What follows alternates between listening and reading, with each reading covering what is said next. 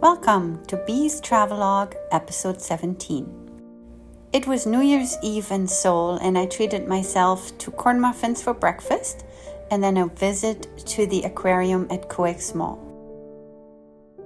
The aquarium at Coex Mall has been featured in several K-dramas, so I was very excited to go and see it for myself. I really like aquariums though. I've been to the one in Kiel, Germany, Bergen, Norway, Valencia, Spain, and in the US also to Boston and New York City, and Mystic and Norwalk, Connecticut. Here they had lots of tiny fish, frogs, turtles, tortoises, and a variety of mammals like these sleeping beavers. I really like seahorses. They're very cute, just floating along and then holding on with their tails. This little guy was peeking out of a hole between the rocks. Here are the tortoises and a turtle. There were white stingrays and this dark stingray. My favorite part is the coral reef. I love the colors of the fish and the variety. This time it reminded me of my snorkeling trip to Phi Phi Island. I was looking for a species I'd seen myself and was reading up on the names. I wish I had taken my underwater camera when snorkeling. These sand eels bobbing in the current were fun to watch. For me, it is fun walking through the aquarium and then trying to find the different species in the tanks. The Coex Aquarium had very pretty exhibits and the colors were wonderful. Sharks are always cool, but I had seen them before. What I hadn't seen before were manatees. The seals were sleeping, and here we have mermaids performing for kids. As usual, I enjoyed the tunnel underneath the tank and looked for different sharks and rays. Here was a pretty giant sleeping octopus, and of course I liked the jellyfish. They're also one of my favorite exhibits in every aquarium. These are the sort of jellyfish we have in the Baltic Sea, so whenever we go swimming, we encounter these. The penguins were cute as usual. One of them was just about to dive into the tank. When you reach the store, you know your visit is over. I went to the subway and had to change to 3 different lines in order to get to Itaewon. I first heard about Itaewon through the K-drama Itaewon Class. I was happy to see when I got off the subway that Itaewon had a lot of Turkish restaurants, so I immediately stopped and had a Turkish döner for lunch. Afterwards, I walked down the main street and found these tiles in the sidewalk saying hello in different languages.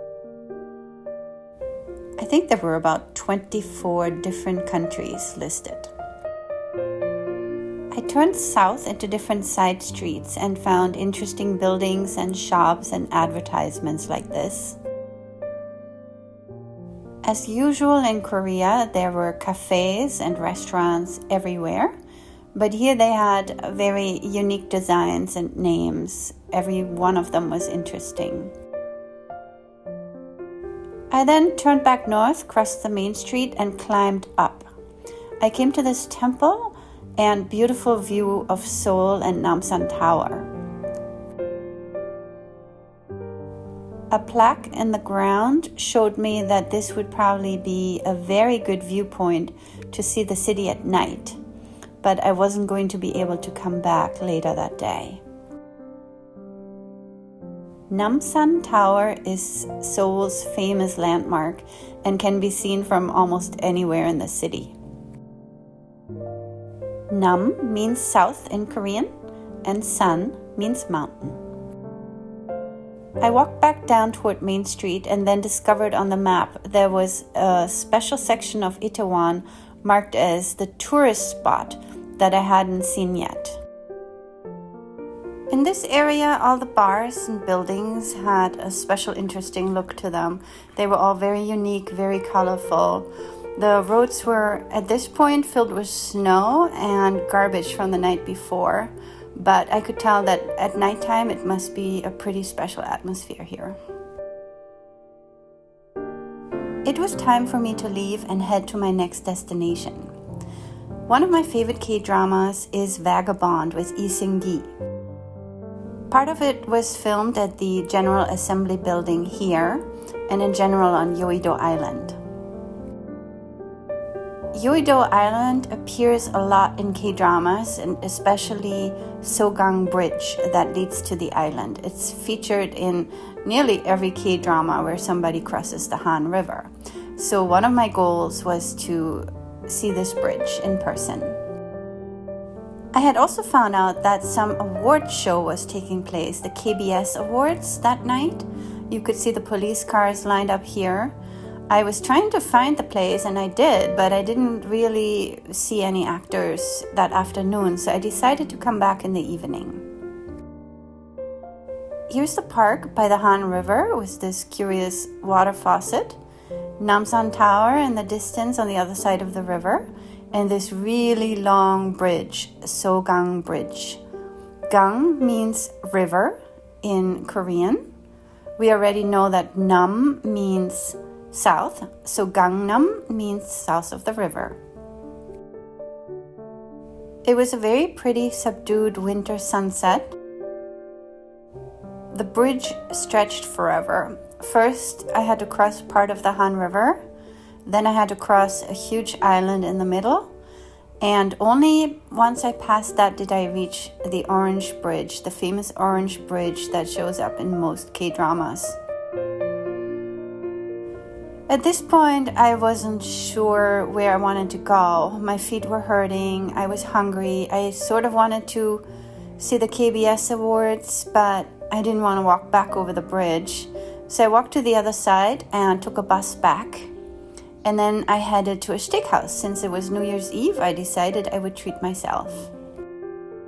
After I had eaten, I found KBS Hall, which was lit up.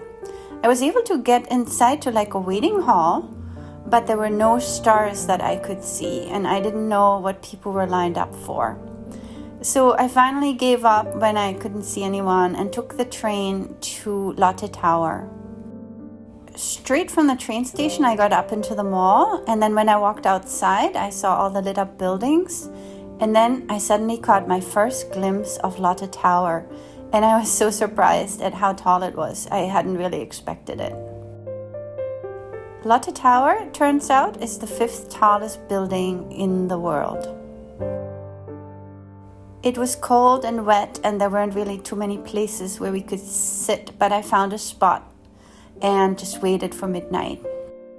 There was a countdown going up and down the building, and then all of a sudden at midnight, there was a huge fireworks explosion at the very top that lasted for about 2 minutes, and then it was all done and everybody started to head home. It was a little bit underwhelming, but I was still very glad I went. The trip to my Airbnb in Gangnam took a little bit longer than expected, but I finally made it and celebrated the beginning of the new year 2024. Happy New Year! The next day was my last day in Seoul. I still had all of the morning and part of the afternoon before I had to catch the KTX back to Mokpo. Please join me for episode 18 and my visit to Gyeongbokgung, the palace in Seoul. Thank you for watching.